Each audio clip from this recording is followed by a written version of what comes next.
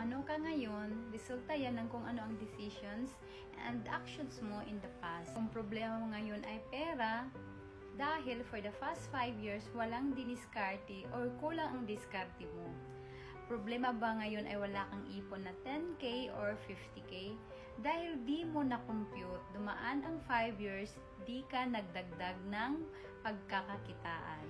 2024, wala kang 20K savings dahil 2019, wala kang ganong ginawang diskarte.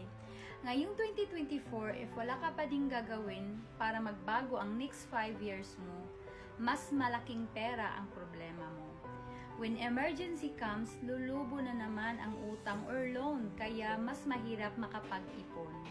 Sa 2029, may ipon ka na, may emergency fund ka na, may pambili ka ng wants mo and ng pamilya mo. Magnegosyo tayo, be! Comment down below or direct message me. Usap tayo.